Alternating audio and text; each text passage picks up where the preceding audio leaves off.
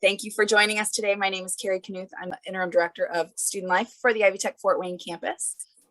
Today, we are very pleased to welcome a discussion about cultural traditions and different religious holidays that are observed. This event is actually part of our diversity awareness certification. It is the last event of the semester. So if you are aware of our diversity awareness certification series that we've been offering all semester long, you want to make sure and complete all of the additional post-event work on that so that you can complete your certification. If you'd like more information about that, please check out the link in the YouTube description. So thank you guys for joining. I'm going to turn it over to one of our Warsaw advisors, Dawn Burns, who is going to introduce our speaker. Thanks for being here. All right. Thank you so much, Carrie. Good afternoon. My name is Dawn Burns. On behalf of the Fort Wayne Warsaw Diversity Council, I want to thank each of you for joining us today. Ivy Tech Community College is dedicated to establishing a sustainable culture where everyone is accepted, respected, and valued, with a commitment to civility in which we encourage professional and academic development with open communication, honesty, empathy, and respect. The Diversity Council seeks to create a platform to begin dialogue on topics that sometimes can lead to uncomfortable but necessary conversations that can express differing or controversial viewpoints. As an institution of higher learning, we know the importance of having discussions where people can safely touch on social issues and current events. Today's presentation on religious holidays and cultural traditions can be exciting, but also challenging. We ask that you listen to learn and listen without judgment. To keep our presentation moving, we ask audience members to mute themselves. However, we do encourage you to submit questions. We will do our best to have those questions addressed either during the presentation or at the conclusion. And you can put those questions in the chat. Remember, this is an opportunity to create dialogue, ask questions, and learn. Our Diversity Council will continue discussions and programs in a safe, open learning environment from all. And now for the really fun stuff. With that, I would like to introduce today's special guest, my friend, Dr. Christopher Chase, who currently serves as Associate Teaching Professor of Religious Studies for the Iowa State University Department of Philosophy and Religious Studies. An interdisciplinary scholar by training, Dr. Chase has published in the study of religion, ethnicity, and music, as well as emergent theologies. His current projects focus on the roles of religious music in the lives of American Hindus, African American Adventists, countercultural pagans, and Mormon Amerindians. In addition, he serves as review editor for Pomegranate, the International Journal of Pagan Studies. And with that, Christopher, I will go ahead and turn it over to you. Thank you. Thank you, Dawn. I'm very glad to be here, and thank you all for coming to this. And many thanks to everybody involved for inviting me. And I'm happy to come talk to you a bit. My understanding of today's discussion is that it's going to be centered around religious holidays and cultural traditions. So my plan here is to, and I do have a few slides, to take a little bit of time to talk about some common challenges that often come up when we're talking about religious holidays in a employment setting, a work setting, or a school class setting and things like that. And then I also have a couple of different case studies kind of after that of specific religious holidays that might touch upon some of those challenges and takeaways, right? So that's what I plan to talk about here. Hope if I can get my screen sharing going here. Great. So right, so this is what my topic is today, and so I'd like to go ahead and start with that. Now, the first item is actually already in the language that we're using. That is to say, a common challenge in talking about religious holidays and some of the issues that can come up in common spaces such as employment, study, and things like that is the language itself.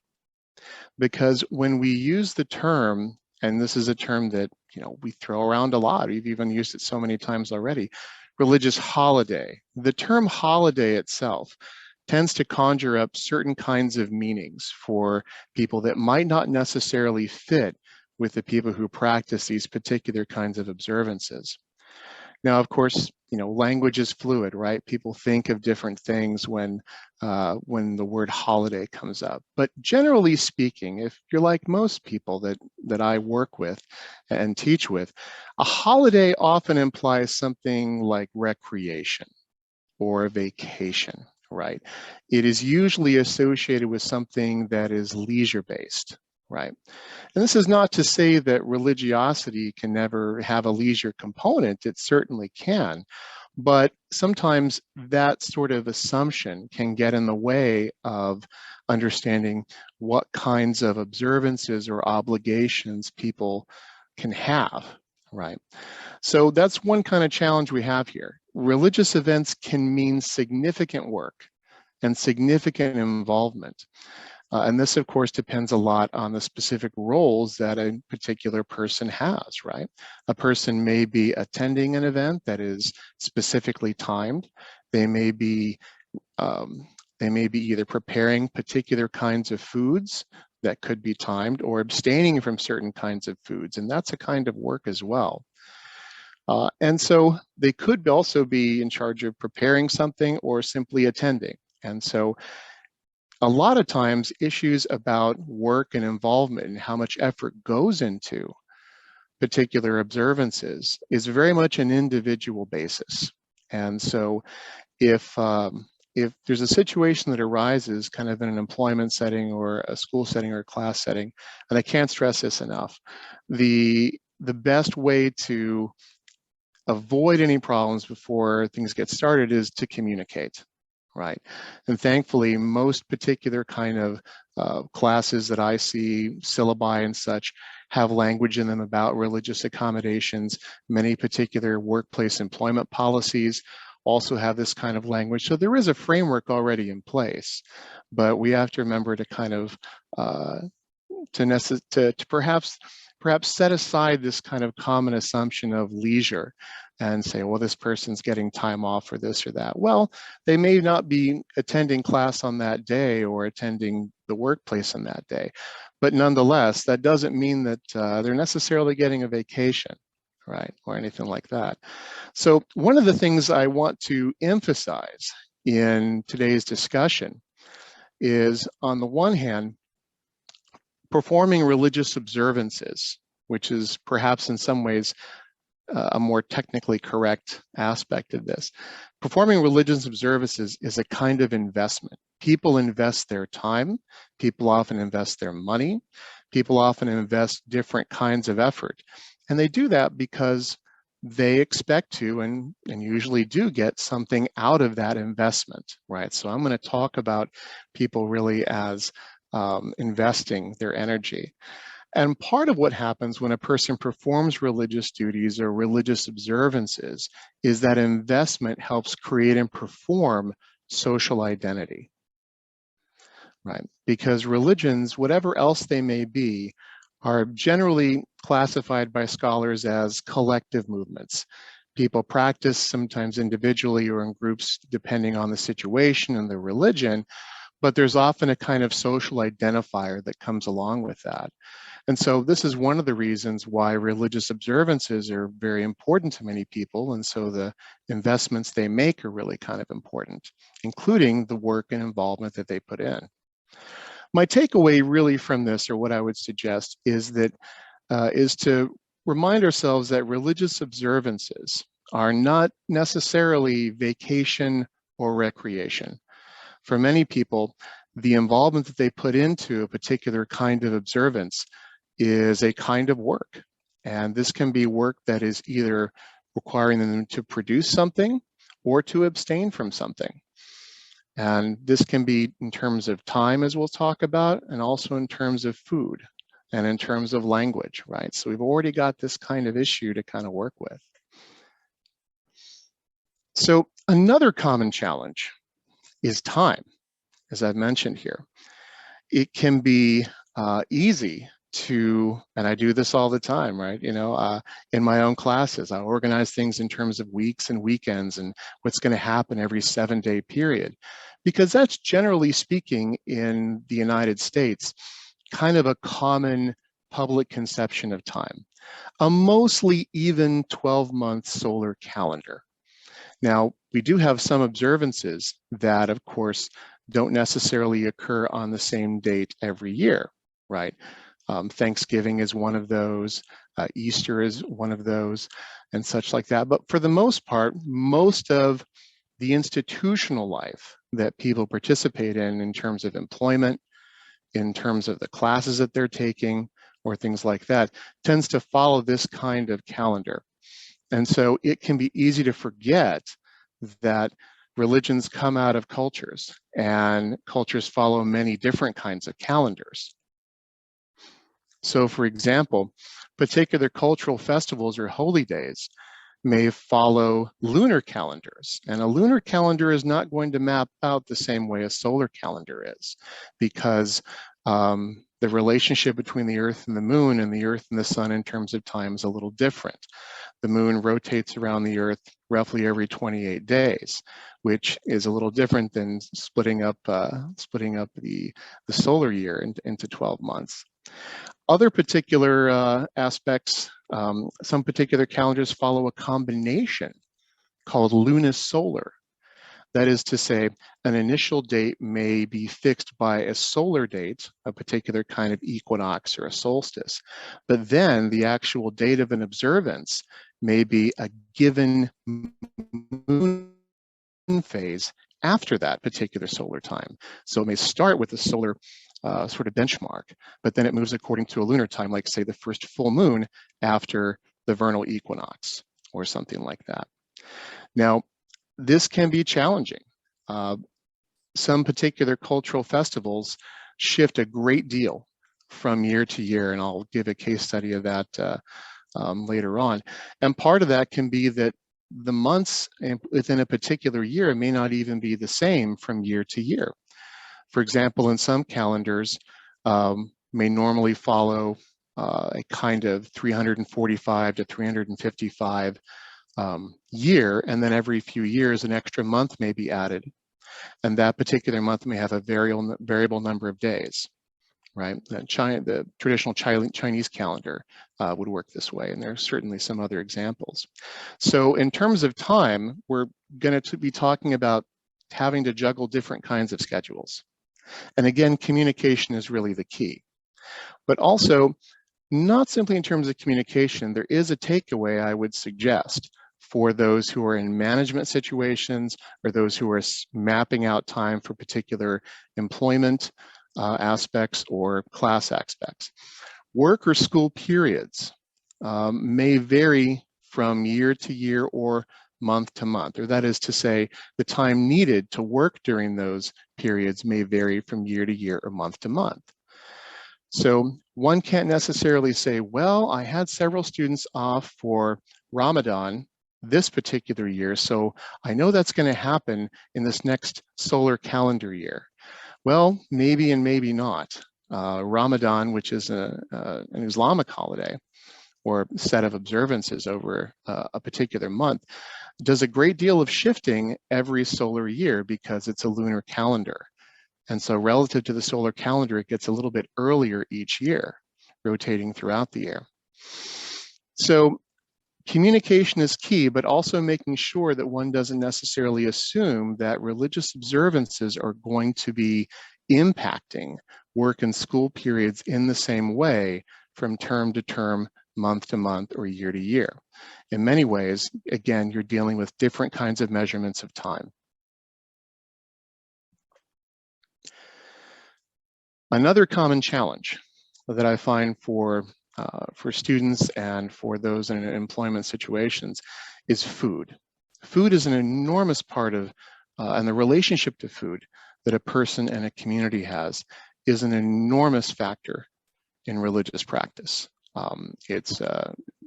it's simply one of those, of course, basic things we all have to do, right? I don't photosynthesize. Maybe you do, but I don't. My students don't. So we always have to talk about making time for food. And because food is such an integral part of life, it is an amazingly important part of different religious observances and traditions. In many kinds of school and employment places, dining or cooking periods are often used in common, right? People may share a common lunch hour. People may share a common kind of area for cooking or a break. And that can be kind of a challenge for along several kinds of trajectories. One is that certain religious periods often require fasting. That is to say, abstaining from food or abstaining from liquid consumption for a period of time. And so that person may not be available to be able to dine, or may not necessarily want to be around a lot of intensive eating, because that might be a bit of an extra hardship on them during a particular period of time. Also, some particular religious observances require specific kinds of consumption. That is to say, specific foods must be prepared and eaten at a certain time. And so sometimes these may be foods that are unfamiliar to other coworkers or other students. And because they're unfamiliar, the particular aspects such as smell and taste and cooking time and things like that might also be unfamiliar. Again, communication is key here, obviously, and also just basic sort of respect for the fact that many different kinds of foods exist for many different peoples and for many different reasons. But this is something to keep in mind, because since particular areas or times are often shared in common, we may kind of have expectations, perhaps even expectations we don't necessarily think about in the forefront of our mind, as to how those periods or spaces are going to be used, right? So that's pretty important as well, I would say. So the takeaway from this is that food items and consumption may be either mandated or restricted during particular kinds of religious periods. And this may be for a day, this may be for a month, this may be for different particular days within a set of religious observances. So for example, a particular kind of set of holy days or festivals will have some days where fasting is particularly important, and other days where feasting is particularly important, and particular kinds of food. So you can have a mix of both, even within the same cultural tradition or same set of holidays or festivals. And so that means often, again, at those periods of times, the engagement with food in common spaces and common time can be even challenging on a day-by-day basis, right? And so those, I think, are some of the key things that I would keep in mind when we're talking about almost any set of particular religious observances that are being practiced by persons attending class, by persons living together in a kind of, say, dormitory space, or persons sharing kind of common lunch periods or dining periods, or expectations about how they're going to spend those kinds of periods in a particular employment kind of situation. There are other challenges as well, but these are the three biggest ones that I find. How we talk about and have expectations about what religious observances or holidays can mean. How we organize ourselves in terms of time and expectations that we might have for particular kinds of work or particular kinds of study, when certain particular observances may say it's time to kind of refrain from work for a particular period of time, or similar to that. And then food. Those are the three biggest challenges that I tend to see across different kinds of situations. But of course, other things can arise as well. So what I wanted to do then is, I've talked a lot already, so I thought I would give an opportunity for initial kinds of questions or discussions based on the general topic, or perhaps some of the common challenges that I've articulated so far.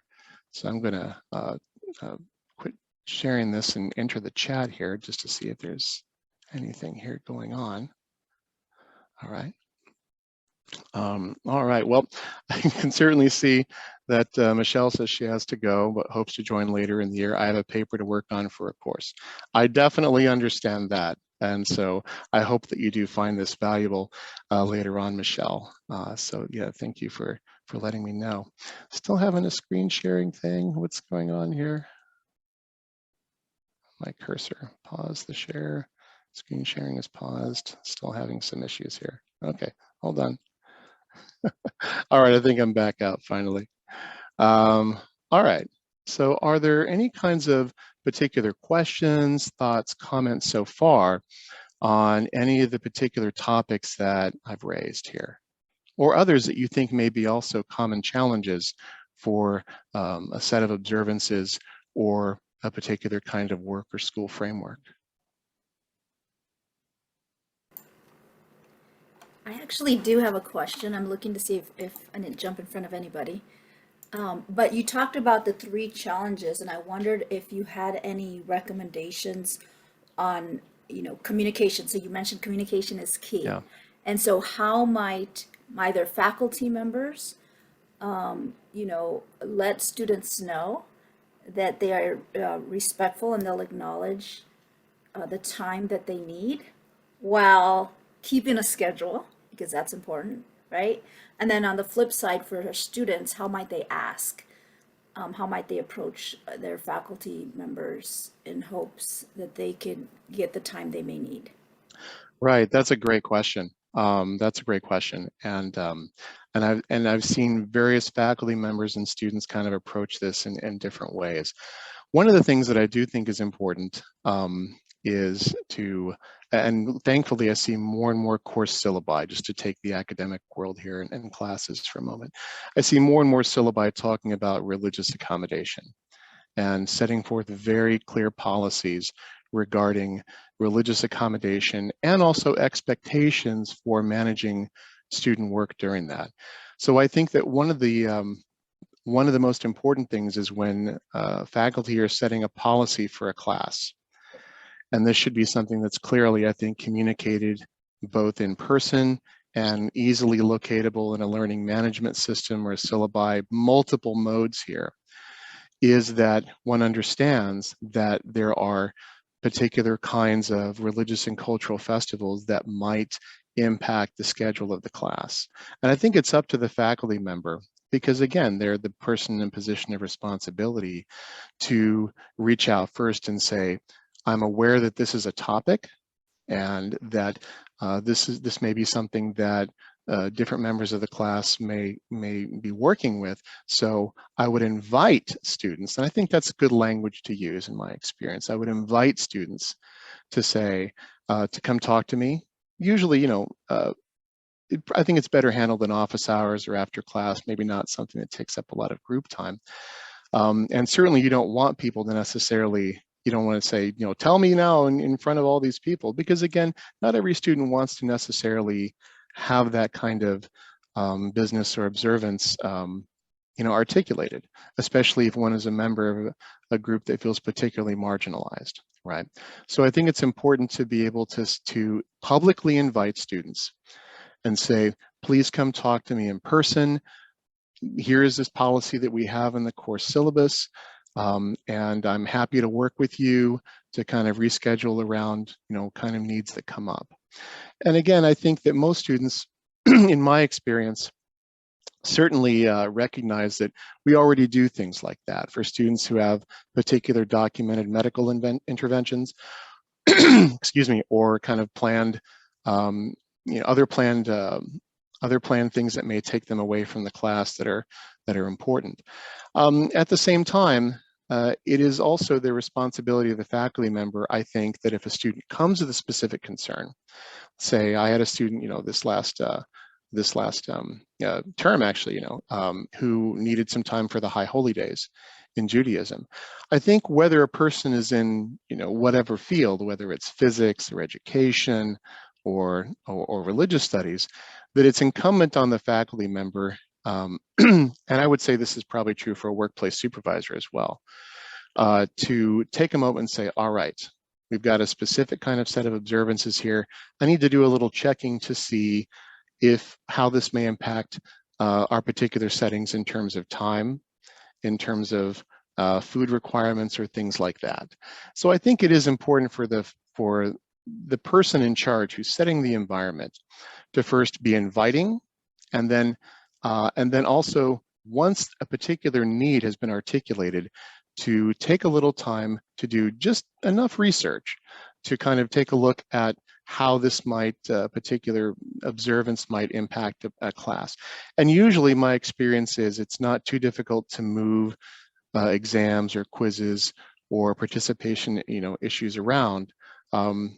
Once a person has done that kind of work, student has come forward with a concern, one does a little bit of looking up, and then this faculty member or the work supervisor can come back and say, all right, thanks for letting me know. I've done a little bit of looking up on this here, which is a good way to build rapport with students, over common issues there. What specifically do you think we need to do, or that we can retool so that we can maintain the importance of this class schedule in general, but also accommodate your particular needs and observances? So I think making an invitation by clearly articulating, doing a little bit of research, and then touching base with the student in an active way, asking them, what can we do then? And of course, if you've done a little bit of research, you'll be able to tell if something seems off about the request. Now, we got to be careful here because, again, religious observances, even for a worldwide tradition, can be very hyper-local. And so they can be very, very particular and can vary by specific kinds of region and ethnicity. So just because a person does a little bit of research you shouldn't necessarily say, well, I know all about it in general, because there could be some particular hyper-local or particular aspects to it, right? So for example, fasting is important in some particular ethnic traditions practicing a particular holiday, but not for other particular ethnicities or nationalities or origins. They don't practice that way. So it's always important to be aware that your student or employee may be able to, again, give you particular information about their situation that might be a little bit more detailed than what you're looking up. Does that help? Okay, great, good. Yes, thank you. Absolutely. Dr. Chase, there's a question in the chat. Yeah, we do have quite a few faculty members on today, so thank you, faculty, for participating. One of the questions, and we haven't covered it, we've covered the time and the food and things like that. One thing I think that cultural traditions does cover is by way of like animal respect. And so this question addresses that specifically, and what to do in some of our science-based classes when we're dealing with things like dissections of fetal pigs and things like that that may be against somebody's specific religion or cultural tradition. Yeah, that's an excellent question, and I've seen some issues kind of come up here and there. Not personally with me, because I don't work in that field, but I have seen some faculty kind of working through these things. There are particular kinds of cultural / religious traditions that do have very strict rules for working with or touching some kinds of animals. That's certainly true. Now, it's the common sort of idea, for example, in Jewish kashrut or Muslim sort of halal laws, is that one doesn't consume pork or things like that. And certainly that's kind of a general sort of global basis, right, for the observance of that restriction. But it can be also more intense than that, in particular kinds of ways. When it comes to restrictions around diet or particular kinds of activities, local cultural traditions or for example, rabbinic traditions in Judaism, or some of the pronouncements of the ulama in Islam, a common strategy is to not only prohibit the consumption of an item, but to actually also suggest at the very least that a person stay as far away from something as possible. So for example, I've seen particular kind of issues where a party or gathering might have pepperoni pizza, and there happens to be a Quran in that room. And so one of the kind of general kind of issues that comes up is even though it's not sort of a hard and fast rule for everybody, there's kind of a general idea that in Islam, the Quran shouldn't even really be in a kind of room where there is this kind of food being served, right? So again, that's going to be something that you'll have to talk about usually with an individual student. In particular kinds of situations such as Judaism and Islam, we're dealing here with highly orthopraxic traditions. And what I mean by that is that they tend to focus more on how one does particular activities, more so than what a particular person believes. Beliefs are important, but how one does their Judaism or how one does their Islam is particularly important. And these traditions often don't have a central authority. So it's not so simple as saying, well, I'm going to go look up and see what this one particular rabbi or one particular imam says, because with no centralized authority, persons tend to follow either the authority of their local community, right? So one might see what's going on with the Ames, Iowa, at our mosque here, talk to the imam there, who generally gives advice and interpretation for his community, or the rabbi here. So when it comes to things such as, dissections of pigs and things like that, first of all, of course, in an anatomy class, there's sort of a general assumption that different kinds of dissections are going to be happening. And so, of course, making clear at the beginning so that one can kind of see, at the very beginning of the class, what kinds of animals are going to be worked with and when, usually gives students then some time to think about how they want to approach that.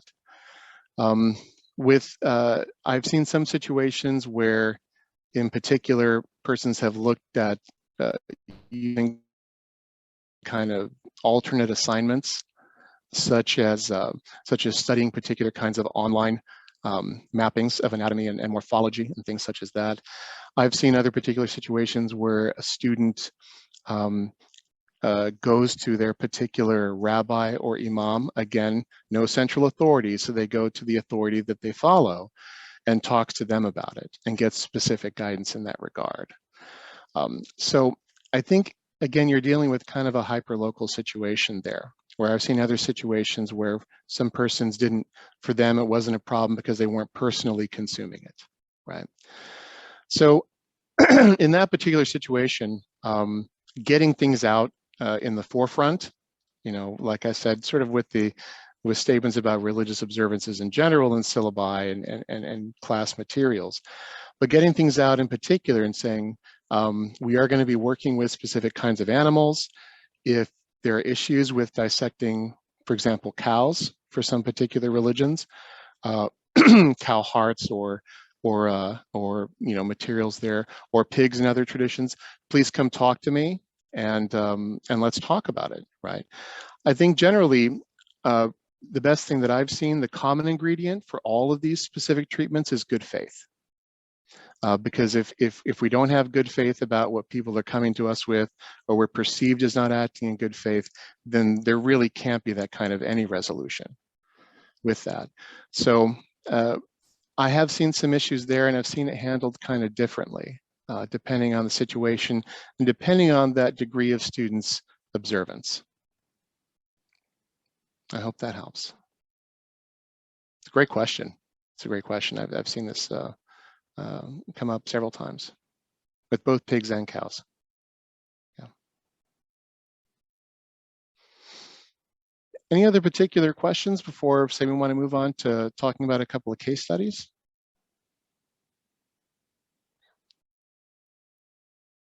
All right then. Okay, so what I've got here, and of course, got the chat still open here. All right. Okay. I've got a couple of different case studies here, two within the so-called Abrahamic religions, that is to say Judaism, Christianity, and Islam, right? I've got an example from Judaism, an example from Islam, and then also an example from Hinduism. And if you have other specific questions about either other observances within those traditions or other traditions in general, I'll do my best to answer them. I don't know every specific kind of observance, but if I don't know, I will be happy to get to research specific issues and get it to someone if I can get some communication contact information. So the first case study I'd like to talk about here that brings up some of these challenges, come on, there you go, is in Judaism, right? The High Holy Days. And I need to get this chat window out of the way. What is going on? I'll try and close this chat window for just a second. Or at least move it over here. There we go. All right. All right. So in terms of the High Holy Days, what we're talking about here is a series of festivals all kind of compressed together. This is a particular set of observances that occurs in the North Hemisphere in autumn, right? So there are other important festivals year-round and such like that. Today is depending on where you are in the world, the first or second day of Hanukkah, right? Oh, I need to restart screen share. Okay, hold on. There we go. Sure, happy to do that. There we go. Hopefully that's better. Oh, wait, that's cool. I hope can everybody see it now? Okay, great, good. Right, so in talking about the High Holy Days, this is a 10-day period in autumn of repentance and introspection. There are certainly many important Jewish observances. A lot of people, of course, tend to focus, if there's one Jewish observance my students all know, it's Hanukkah, right? That's the one that everybody kind of knows. And there are good, strong 20th century American cultural reasons why that's the case. That's not an accident, right? And Hanukkah receives, in some ways, sort of a disproportionate amount of attention. Is it a Jewish festival and a holiday? Absolutely. Is it particularly important in Judaism globally? Not really. Not really. It is. There are no, for example, specific kinds of work or food restrictions. It's actually a festival that is post-biblical. It comes out of the later traditions and sort of studying what happened and reflecting on military victory that's ancient. But the festival itself occurs in the really sorts of gets going kind of through the 3rd and 5th century of the Common Era. So it's not mentioned in the biblical text, unlike, say, the High Holy Days, right? These are the most significant observances in Judaism. And this is a 10-day period that combines some of the different challenges we've talked about here. So for example, it starts generally with Rosh Hashanah, the Jewish New Year, which has several particular kinds of mandated observances to that. And during the next 10 days, there is a great concentration on introspection, on what has been done well and not as well during the past year. This is the time that, according to Jewish tradition, generally speaking, the world was created on Rosh Hashanah, and each year, God in Judaism sort of begins to pass judgment on what's going to happen during the next year for the community. And this starts with Rosh Hashanah, and then this judgment is sealed on the 10th day, which is the end of the 10-day period. This is Yom Kippur, the Day of Atonement. And it's understood that particular kinds of penitence and repentance and observances can perhaps influence, right, how this schedule is going to be set for people. So this is a particularly important time for many members of the Jewish community. And there are days in this 10-day period that are both feast days and fast days as well. right? Yom Kippur is probably the most well-known of kind of the fast days. So generally speaking, at least those who are observing from an Orthodox Jewish perspective will generally observe a 25-hour fast, right? With multiple synagogue attendance and services during that day. So as you might imagine, typically in Rosh Hashanah and Yom Kippur and certain other days, there are restrictions about work, saying that your investment needs to be in this particular community and again, people call it a festival, but again, it certainly doesn't necessarily fit with many sorts of ideas that the word festival kind of conjures up. But so these are very, very important days that involve usually restrictions on secular work, as well as food and such like that. So this may be a particular kind of time in autumn that students or employees in particular may want to talk about. So people are investing a lot typically into this particular time of year. And so this may be a time in which students in general may want to reschedule certain kinds of exams or quizzes. They may want to move, for example, now that we can do certain things like that, maybe look at online forms of participation, things that they may be able to do in a few minutes here and there, rather than be in physical settings and things like that. So that can be one particular kind of aspect here. This, of course, would go along with other kind of common sort of in general investments in refraining from certain kinds of foods that normally go on with, say, Jewish dietary practices and such like that. So those would be kind of ongoing, but this is very, very specific in general. So this can be a time period that is particularly important for many members of the Jewish community, and they'll want to, in particular, kind of maybe retool some of the ways they approach particular kinds of class obligations or other similar sorts of things. Right. One of the things I'd like to bring up here is that, and one thing you find in common for all of the specific case studies is that this is a period, and typically this is often the case when you have extended periods of power, or the days of awe, or the days of power. This is a period when, according to the traditions, the religious merit that a person accrues for performing ethical actions, which could be general ethical actions in the world, or for holding to these obligations or investments away from secular work and attending synagogue and performing fasts, where the merit for these actions increases. So in other words, some kinds of actions that may be done at other times of the year aren't as significant as when they're being done during this particular time. And that's something that I think is important to remember, because not all periods of time are created equal. And so during certain periods of time, particular kinds of observances may become really important. So if a student, for example, may not request a workaround, or an employee might not request a day off, say for another particular holiday or festival, but they want something for the high holy days, it's important to not say, well, wait a second, you didn't want it for this other festival here, but now you want it for this one. Well, not all time periods are created equal. And so there are certainly times in which members of the Jewish community, depending on their degree of observance, may not necessarily observe certain other sort of more minor sort of investments. But when it comes to the high holy days, or in the spring, the Passover, things like that, that's going to be particularly important, because that is really a time in which one can, according to those traditions, really accrue a lot of particular kinds of merit.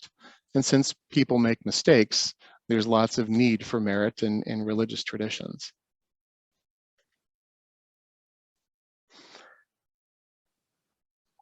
Ramadan. In Islam, in global Islam, there is a lunar season. This is an entire month, a lunar month. So it floats relative to the solar calendar every year. And it can be in North American winter, summer, spring, or autumn. Right. This is a particular kind of very important time for Muslims when, during a period of about 29 to 30 days, depending on the sighting of the new moon and where the new moon is sighted, you have periods of both fasting and celebration. Typically, starting at sunup and going to sundown, persons invest a fast. In other words, they invest their energy and time into fasting from food, water, sexual relations, and tobacco. But Ramadan's not simply also about fasting. There are also specific meals, one that occurs before the sunrise and one that occurs after the sunset, that are just as religiously and culturally important. So it is both a matter of fasting and, in some ways, a matter of obligatory meals or feasting, right? So the pre-dawn meal, which is usually called suhoor, and then the post-sunset meal, iftar, can sometimes present particular kinds of challenges as well. Now, fasting in general, especially during daylight hours, especially during, say, a period in which it's particularly hot outside, can be a challenge, right? And it is important to point out that, again, while this is generally obligatory for Muslims worldwide, there are, of course, particular exceptions for persons based on, again, guidance from different scholars, for those who are, say, diabetic, for those who are menstruating, for those who are pregnant or breastfeeding. And so those persons may postpone certain kinds of fast days till later in the year or perform other kinds of activities for those. But in general, this is kind of going to be a more general kind of obligation for everyone. Now, these meals, again, are often prepared very early in the day. So, for example, a person preparing fresh food, cooking from scratch, might get up at, say, 3:30 in the morning to do that. If food's being prepared kind of beforehand, maybe 4 or 4:30. So there's time for food and time for prayer, and then the fasting period begins. And then of course, then you have a meal afterwards. And so this involves kind of prescribed times for fasting and feasting as well. And so that can be, for some particular kind of employment shifts, a kind of challenge. The meal, certainly the iftar meal, the post-sunset, is traditionally a communal meal. Yes, a person could break a fast personally, but the idea of gaining more religious merit, which again occurs at this time, happens if people do this in community. So it's popular for people to go to the local mosque or to meet with certain people to eat a kind of prescribed meal to end the fast for that day. This again is a period in which religious merit for your actions increases. According to Islam, this was the, just as, Rosh Hashanah celebrates the creation of the world, Ramadan celebrates the revelation of the Torah, which is honored in Islam, the Gospels in the New Testament, which are honored as revelation, the works of the prophets, and of course the Quran, the most important scripture in Islam. And so this is a time when God in Islam is said to have drawn sort of near to humanity to give these specific kinds of revelations. And so it's a time in which persons are encouraged to do a lot of scriptural recitation and memorization, to engage in extra prayers, because again, one accrues kind of more religious merit for doing this. There is sort of kind of a stereotype, though, of Ramadan as a very sort of serious and kind of solemn and dignified time. And it certainly is, particularly during the fast. But in different cultural situations, it can also be quite a time for a lot of celebration at night. Many years ago, I was fortunate to spend a little bit of time in Morocco during Ramadan. And I was told, okay, certain kind of guidelines for how to interact and do things respectfully during Ramadan, and it happened to be during the summer, and I was hot and tired, so I went to bed, and I was like, boy, I'm going to get a great night's sleep. And about 2 hours after sunset, this was in the capital city, Rabat. The streets just erupted with parties. And so this is a time in which, I was expecting, that everything was going to be kind of, again, solemn and dignified. And it certainly was during the fasting period, but during the celebration period afterward, it was, there's, tons of noise, tons of food. I couldn't get to sleep till like 2 a.m, because that was the celebration there. I do see, I think, a question that's come up. I'm not sure if my chat here, I can't grab the chat. I can read it to you if it helps. Oh, please, that'd be great. It says, I do have a question as far as how things such as communal meals during Ramadan work in a work setting now that we have the issue of COVID. That is a great question. I've seen different, and not simply in terms of employment, but different mosques have handled this differently because again, that is a concern. And the vast majority, in fact, I'm sure that there have been some mosques where they haven't taken it seriously in the United States, but I can't think of any. All the examples of mosques I can think of that I know of have taken it really very seriously. And certainly in a workplace. Well, in a workplace situation, there isn't, or even within a mosque situation there isn't a specific sort of guideline as to how close people need to be.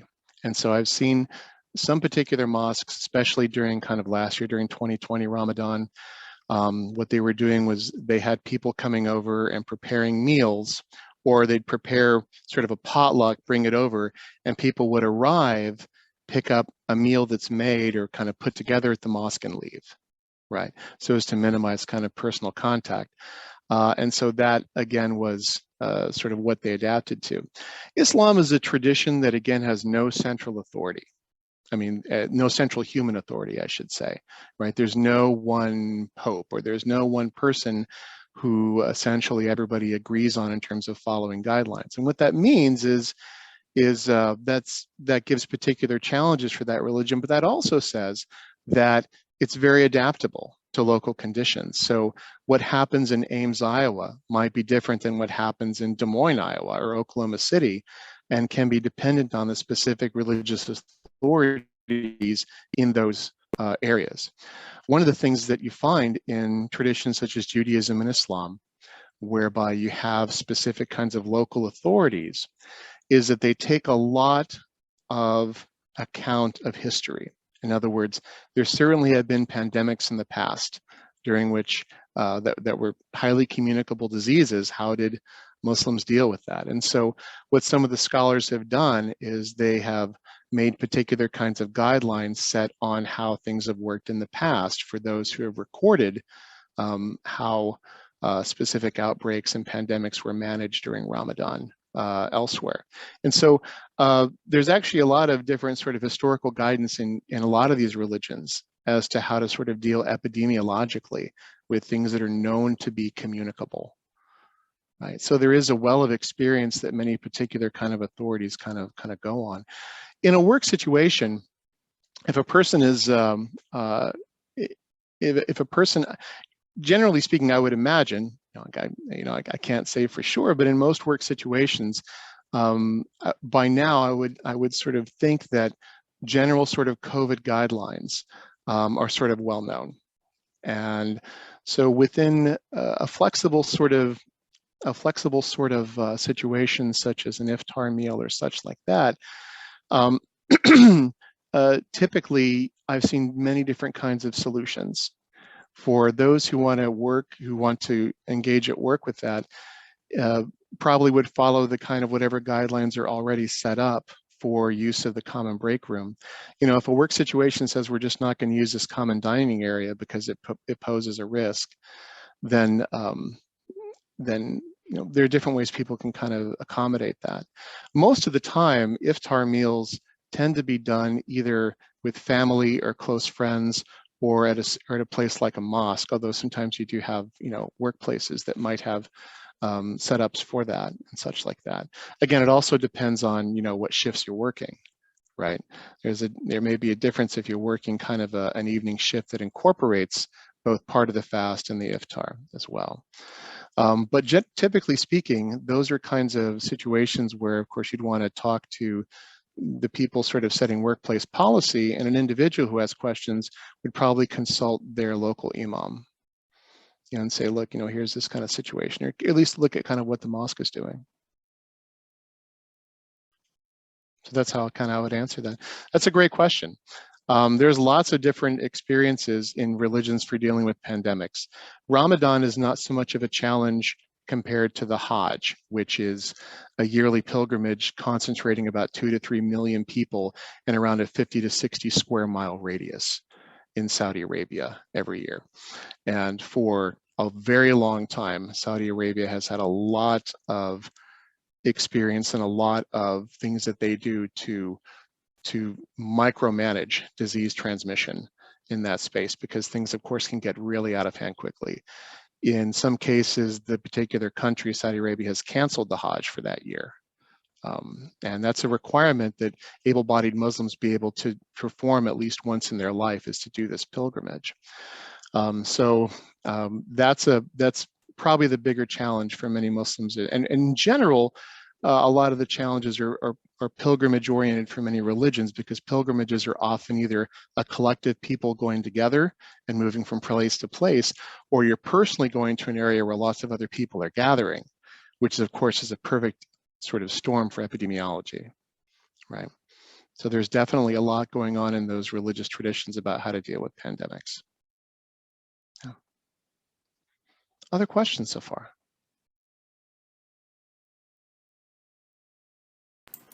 I don't see any in the chat. All right, okay. Let's see if I can, okay, back to the, all right, here we go.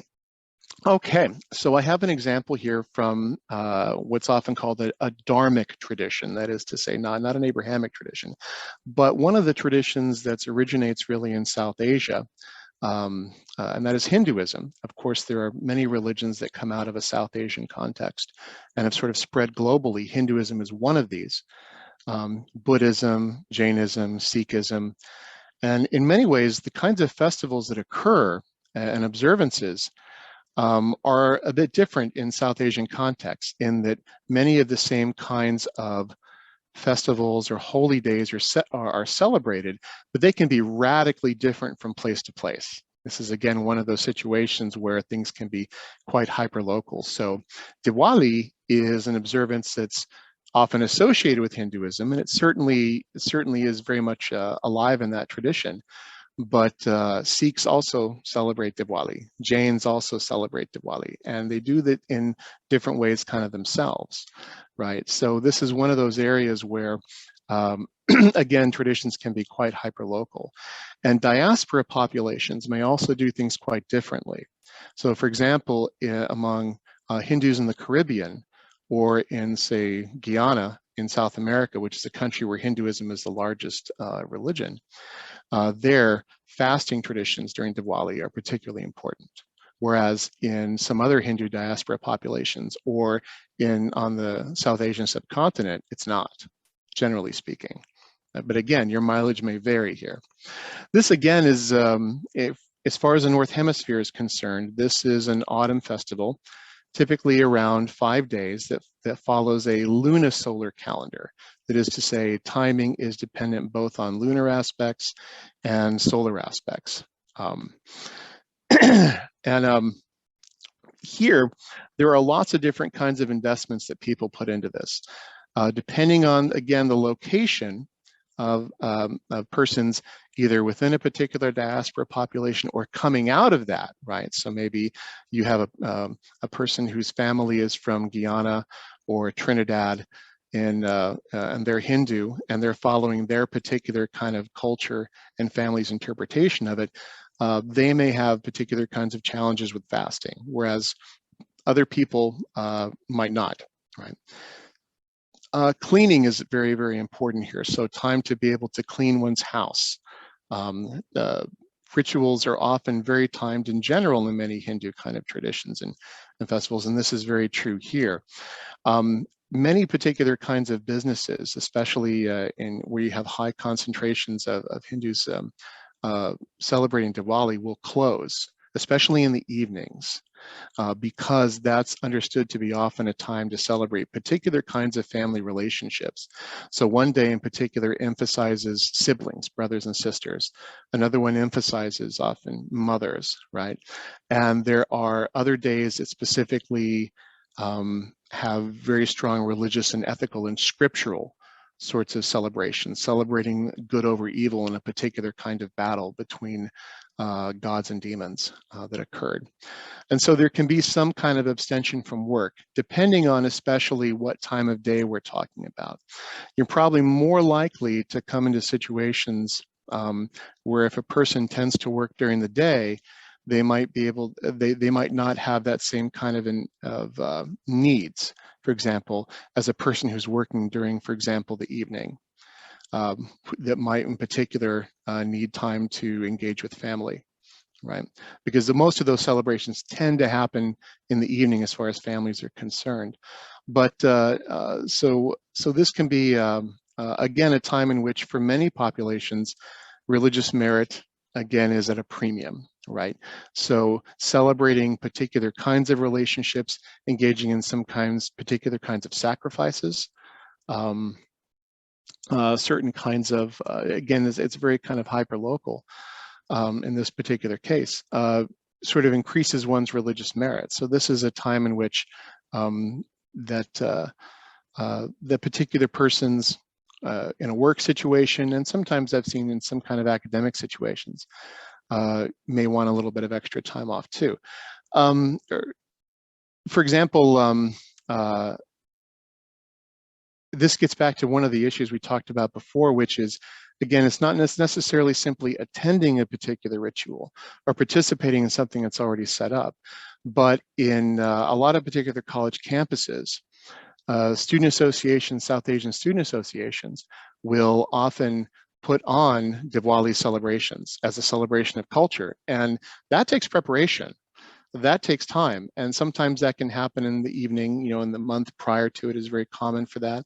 But there also may be times that people need off. And, you know, sometimes we have classes in the evening, right? Not all classes are between 8 and 5. And so it may be necessary for particular kinds of students or others to be able to practice some of their particular sacred dances or songs or things like that that are kind of there to invest themselves in this particular festival. And so again, what you find is that it depends on when you're taking classes, when you're working and things like that.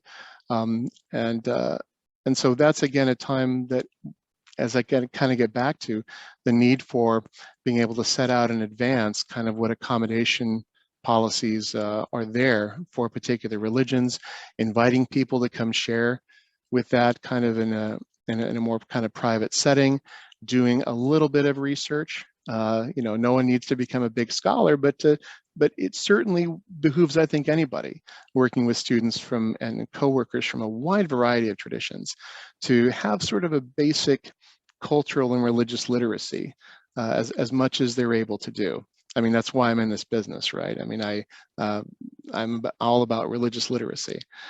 And so the more I think that people can do that, that's itself a demonstration of good faith, right? And the more that people can kind of engage in that, and that sort of brings a welcoming environment for a student to be able to say, you know, this is something that I need to maybe rearrange a little bit of participation time or rearrange a quiz or something like that. Because again, there are students, I've heard from some students who feel like in particular classes or situations, they don't feel respected, or they feel like if they bring something up with their professor, they might say, oh, that's just, you know, some cultural sort of thing, you know, they don't necessarily take it that seriously. But I think we do a disservice to our coworkers and we do a disservice to our students if we do that. It has to be said that sometimes celebrations for particular kinds of communities may involve travel time. So you certainly have situations in which, for example, our Hindu temple is about 20-25 minutes away. And on Diwali and other particular important holy days, they do a lot of work, right? And persons do a lot of work with those temples, setting up particular kinds of activities, and particular kinds of rituals and things like that. And so people may also need some travel time. Not everything can be done down at that, at the corner, right? And so that's something to understand as well. Any particular thoughts, questions, or comments on Diwali or Ramadan or High Holy Days, or maybe other particular kinds of situations that pique your interest?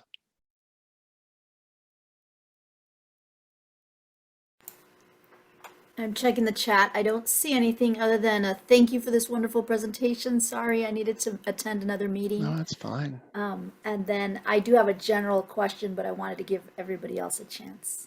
I have a general question also. Sure. And I want to thank you for all of this information. As somebody personally who plans a lot of events, especially events that involve food, is there a good resource that you might recommend where if I were to choose a date that I could plug in a date that says, what should I be thinking about when planning food for these things?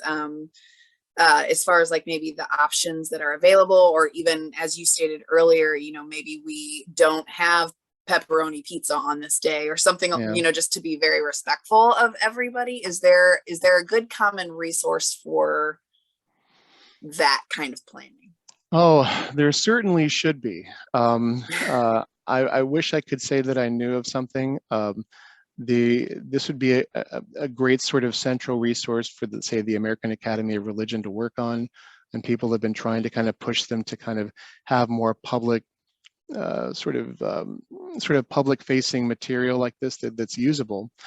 In terms of like being able to plug in a date, that again, that can be kind of difficult. Dates move, right, depending on calendars. So you'd have to kind of research a specific kind of day and a specific kind of tradition.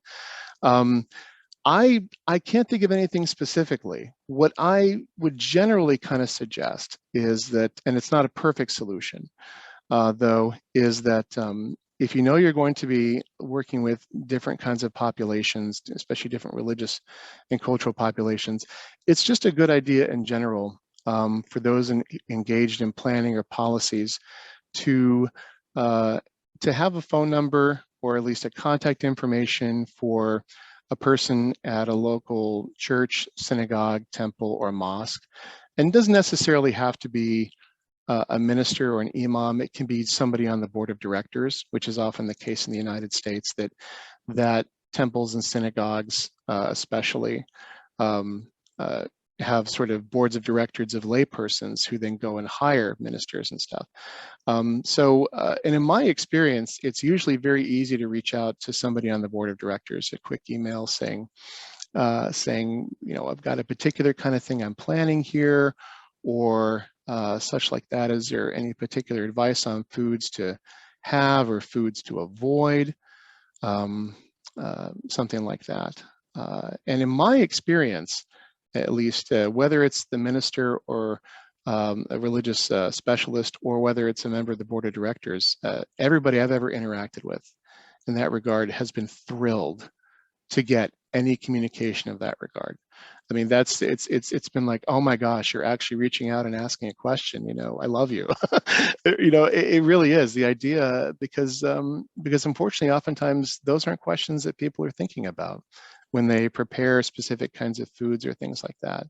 And again, that's not necessarily there for for everybody all the time. Not all communities can kind of do that. But I do think it's important to at least have, if you're engaged in any kind of festival or event planning, I think it is a good idea to have in your Rolodex or address book just a contact information for someone at the local mosque, a local temple.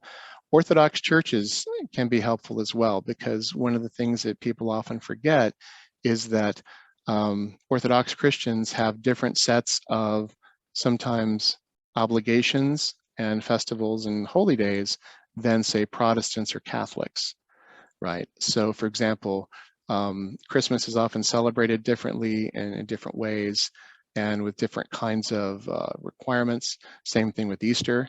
and such like that. And so not everybody's going to be celebrating at the same time, even if they're part of the same religion. So I think in particular cases, having just a quick contact information, and again, that demonstrates good faith. So if someone says, well, there was this thing going on, you'd say, well, I did reach out. I reached out and maybe I didn't get all the information I needed. Maybe you can help me, for next time, gather the information I need to make things more welcoming and accommodating for the people attending this event. But no, I wish there was sort of something you could just plug in and get. But I'm not aware of anything like that. Maybe that's a new app for one of our students listening. Hey, yeah, there you go. I think actually that would be helpful. That's certainly something that has seen a lot of explosive growth. Are religion apps, and some of those include specific guidelines and prayers for specific religious holidays, right? So I know, for example, I used to have an app that would have particular kinds of prayers, informal prayers or invocations called dua in Islam, that you could simply say, all right, I want a dua for suhar or iftar. So you just look up, boom, and there it is. There's some common little invocations that go with that. And I think that something like that is helpful for a lot of different people. And I suspect that that's going to actually be really helpful. And so I think that would actually be a great app to have. And you could update it with different calendar information as months and days and times change. All right, I didn't want to hog up all the questions, but if anybody No, it's before fine. I jump in? Yeah. Okay, so my question has something to do with here at Ivy Tech, our diversity council we're given permission to create a meditation room. A little bit on what you talked about, right? One of our students brought up the fact that they can't travel back and forth from home to school to go pray 5 times a day. And it Right. makes it difficult to come back to campus.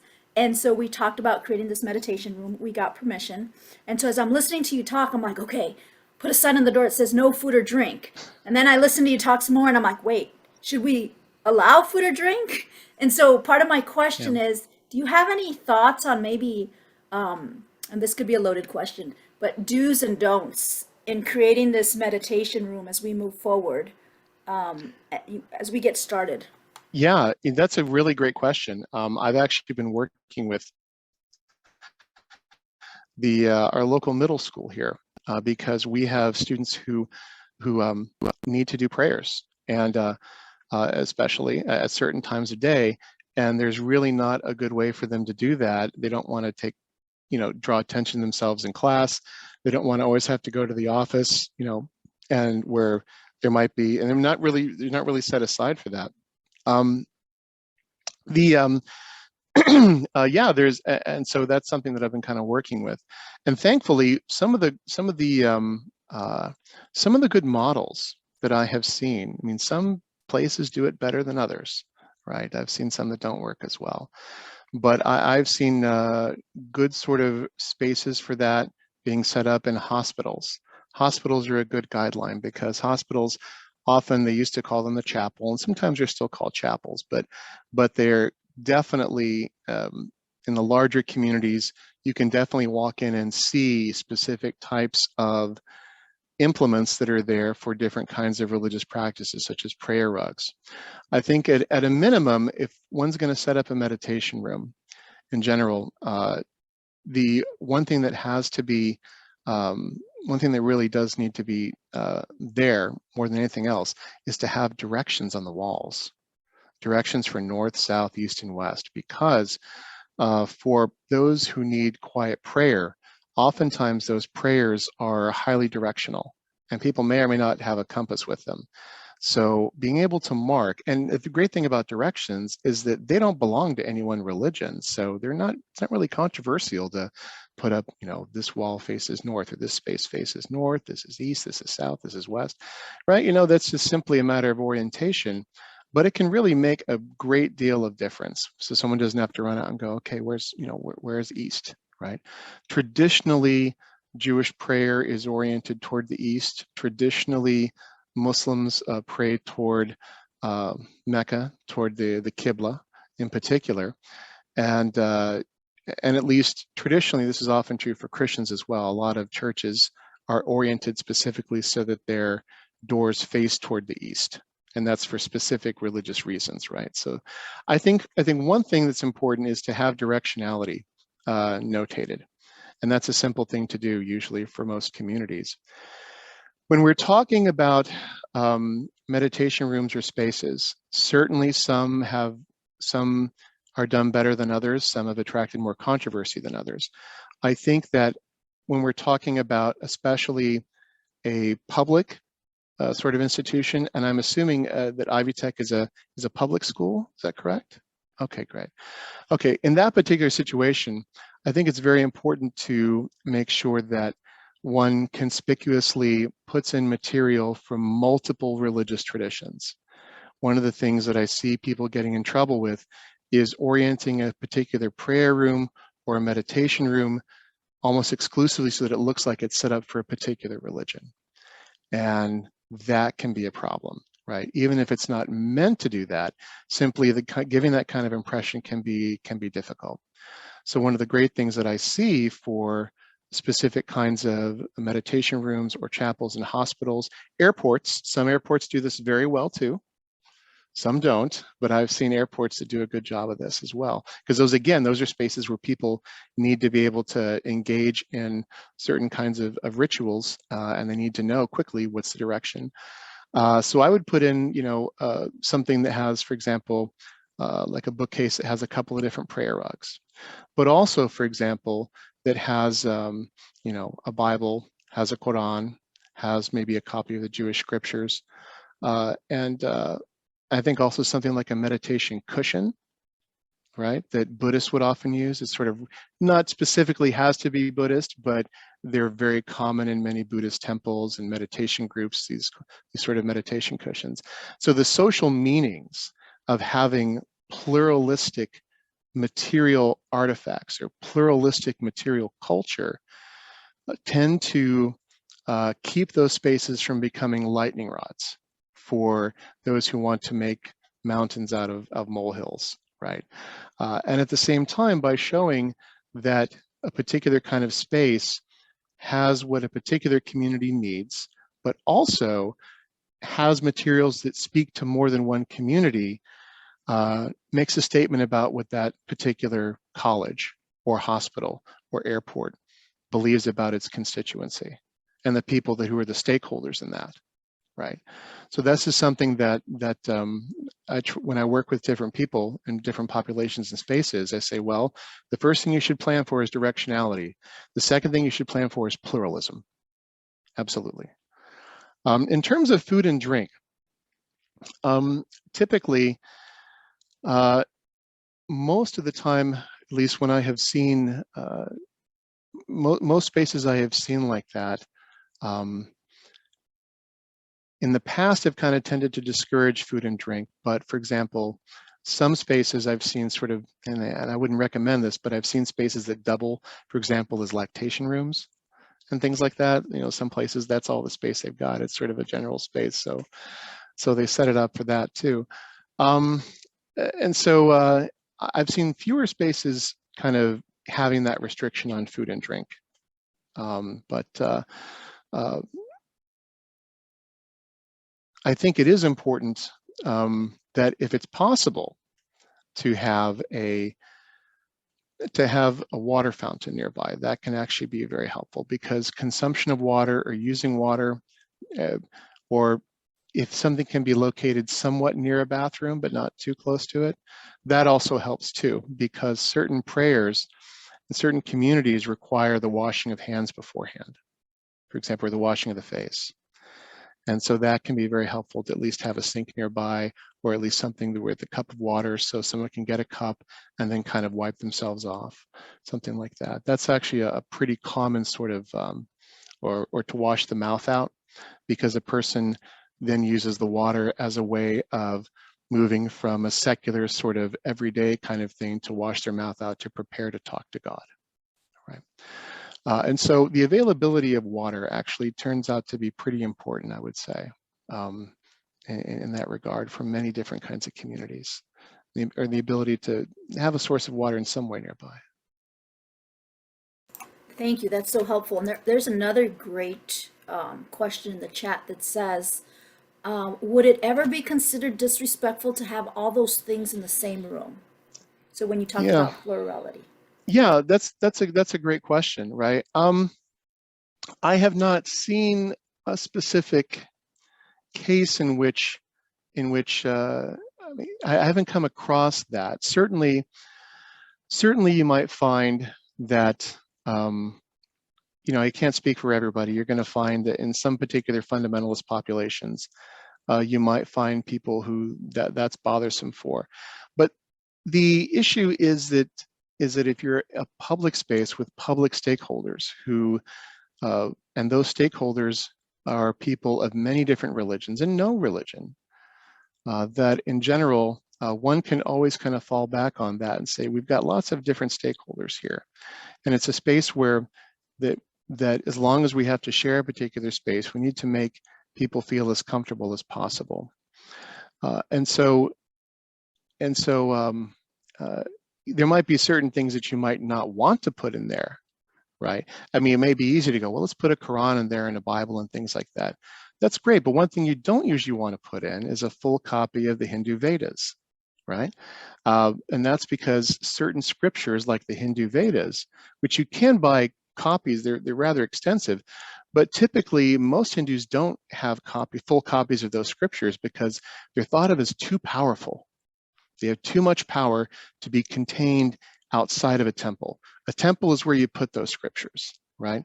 So for example, you might want to have a collection of certain kinds of Hindu prayers or something like that. You wouldn't put a copy of the Sikh Holy Scripture in a room like that with other things. That is something you wouldn't have. In that particular case, because in Sikhism, the scripture, the Guru Granth Sahib, is understood as an other than human person. And the scripture's proper place as the full scripture is in a temple, which is called the House of the Guru or the Gurdwara. Now, I doubt you'd be able to find, there's only one printing house that makes those. And anytime a Granth is shipped out to a new temple, it gets its own plane and its own escort to go there.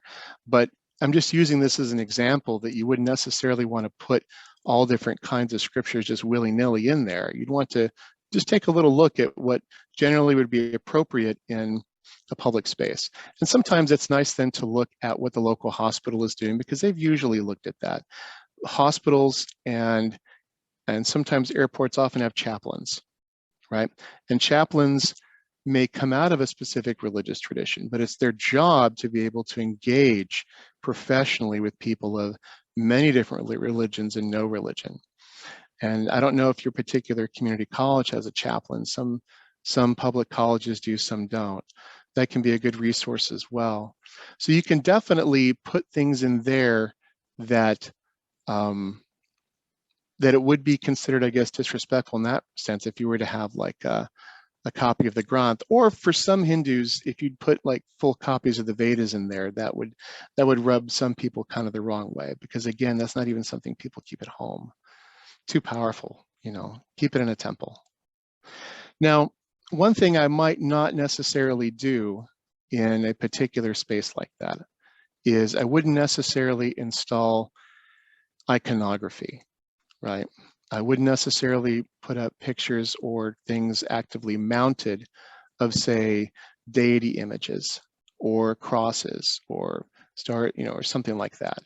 I would avoid mounting on the wall. I mean, you maybe could put something in a locked cabinet. I've seen that where like particular implements are in kind of a locked cabinet because you don't want people to steal things, right? So, and sometimes someone else close by has the key. And so if you want to put something in particular in there that might be important, but I would in general avoid mounting any kinds of explicit iconography on the walls. I would avoid human images, right? Just in general, because within many different religious traditions, human images in a place of worship are an invitation to idolatry.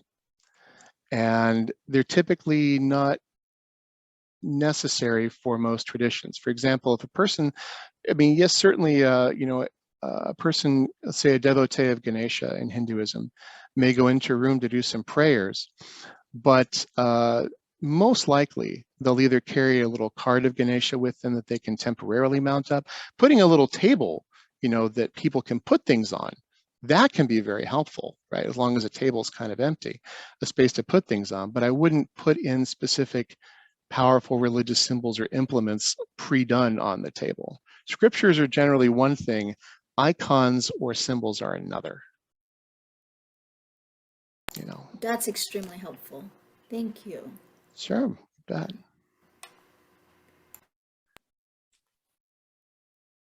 All right. Dr. Chase. Yes, absolutely. Thank you. So we're almost at our time. Great. But one final question, and we are coming at a space and from an area of inclusivity. Do you have any advice for us? As a defense for our willingness to be inclusive for those people who maybe take offense to making changes and accommodations that they may seem unfair to either a religion or lack of a religion that they may practice. So, because inclusivity also includes people who are non-believers at all. And so making these changes for people who, do have these beliefs. Do you have any advice for how that is handled in a community college setting? That's a wonderful question. And I will say that my experience is, and this probably won't surprise you, is you can't please everybody, right? And certainly there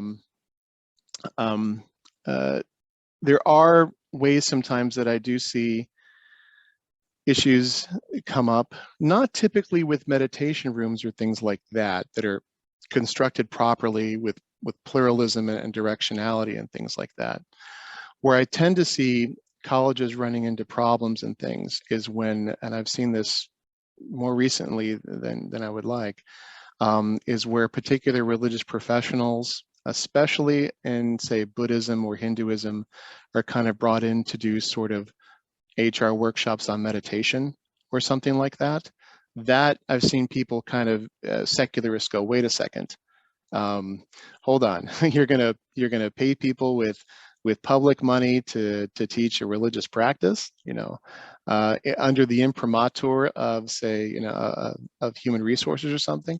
That's usually where I tend to see kind of most of the problems there in terms of secularism. But you certainly could have someone objecting and saying, well, we've got, why are we making these accommodations for everybody? I don't practice something, so, what's going on? What's that about? Well, it's certainly true that not everybody is religious, and that, and it's also true, though, that religions aren't always, again, necessarily just about beliefs. That's the problem that I find in a lot of secularist discourse is they have a very, and this again is not surprising, it's a very Protestant way of understanding religion. In Protestantism, it's all about your belief and what you believe, which is an internal thing, right? And other religions just often don't work that way, there are religions that are primarily activity-based. There are religions that are often very land-based, right? A lot of indigenous and Amerindian traditions and things such as that, right? And land acknowledgements have become one important way for different communities to kind of do that, and other people that rubs them the wrong way too. I'd say, first of all, the first thing I would always say is number one, we have multiple stakeholders. Okay, that's just a fact. Our budgets come from people of many different kinds of religions and no religion, right? And so we need to make sure that as much as possible, we respect the different investments of our different stakeholders. And And so, yes, some people may see that as things being unfair, but again, this gets back to this idea of religious observance as a kind of holiday. Like, these people are, they're getting off to do something else. Well, they're doing an alternative commitment, but in some ways they're actually having to kind of move things around for them so they can keep multiple commitments. Whereas, you don't have those kind of commitments. Well, I'm glad you don't, but this isn't vacation time for them. This isn't vacation. This isn't leisure. This isn't recreation, right? This is, if the requirement for that day, is no secular work, a 25-hour fast, and being at the synagogue, that is a lot of work. That's a lot of work. And that's something that, again, is likely to not only impact that particular day for that student or employee, but engaging in practices such as long fasting, that's something that takes a recovery period as well, right? And so this person is trying to handle multiple obligations, and these obligations are to some extent protected by law, right? We do have particular kinds of laws about, and I'm not a lawyer, but we have particular kinds of laws that talk about the need to make specific kinds of accommodations for different populations. And the key, I think, is identifying issues of public stakeholdership, and on the other hand, understanding that everybody is operating in good faith and engaging with even critics in good faith and saying, I get this is not where you're at, right? But in some ways, we have to speak to our populations, right? I'm not, we make accommodations all the time. We make accommodations for accessibility for people with different kinds of needs, whether those are needs based on physical health, mental health, body shape, body construction, or religiosity, veteran status, things like that. If people need to go in the National Guard, they're called up, we make accommodations for them, right? And if you're not in the National Guard and you don't need those accommodations, well, okay, well, then that's not something for you. But we do accommodate for different kinds of statuses all the time. And we have stakeholders who are of these statuses all the time. And so that's what we need to do. We have to be able to, again, be as inclusive to all of our stakeholders as possible. And that means students, that means taxpayers, that means the legislature, right? And so that's what we do as an institution. That's not going to please everybody. It's not. It's certainly not.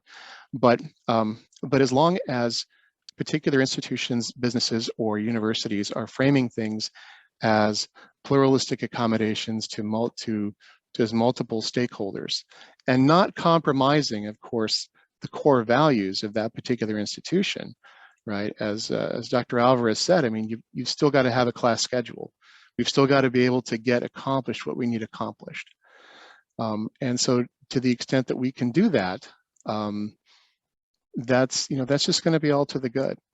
It's always a balance of competing interests. You've got to get done what needs to be done. At the same time, you've got to speak to the needs of your different constituencies. And that's not a perfect answer, I know. Real quick, I see in the chat, it says, thanks, Dr. Chase. I enjoyed your presentation. I have to run. All right. Absolutely. Thank you for being here. I want to thank everybody, whether you asked a question or not. I hope I gave you some important things to think about. And I hope I sparked some curiosity into learning a little bit about different festival and observance or holiday traditions, It's always an interesting question. Why do we know so much about Hanukkah and not so much about Passover, the High Holy Days, right? If it's not the same kind of major holiday, why do we know about it so much? And those are kind of questions that I think really spark a lot of intellectual curiosity, right? And ones that I think are always fruitful, right? Because no matter what your education plan is, no matter what you're studying, no matter what particular field that you're working in, you're always going to have to work with people of many different kinds of backgrounds, with many different kinds of cultures, all of who will have stakes in your project or your class or your field, whether it's architecture, whether it's music, whether it's vertebrate morphology. And so the more that we know about each other and the particular kinds of observances and investments that we have, religious and otherwise, the better that we're all going to be able to get along. We're all going to be able to get along better, and we're all going to be able to learn a little bit more about each other. And I think that is part of our ultimate goal, really, both in terms of educational philosophy, I'm sure, of the community college, and really as human beings. So I would definitely encourage people who are interested in the topic to take advantage of the resources that I'm sure are at the community college and the library there, and whatever kinds of faculty that may have some expertise in these kinds of issues there. And certainly if anybody has any specific follow-up questions, you're welcome to email me and I'll do the best I can to answer kind of whatever question you give. Thank you again, Dr. Chase, for being here. Thank you for sharing all that information. We really appreciate you. No truer words were spoken as far as the need to understand our neighbors so that we can create an inclusive environment that everybody gets along. So just a reminder again about the diversity awareness series programs that are happening. I've dropped the link in the chat again for more information about that. And then Dr. Joanne, did you have anything that you wanted to add? All I wanted to add was a big thank you to our audience who showed up. We appreciate your time. We know that it is precious. And thank you for your questions and your comments. And then, of course, to Dr. Christopher Chase, thank you so much for the information.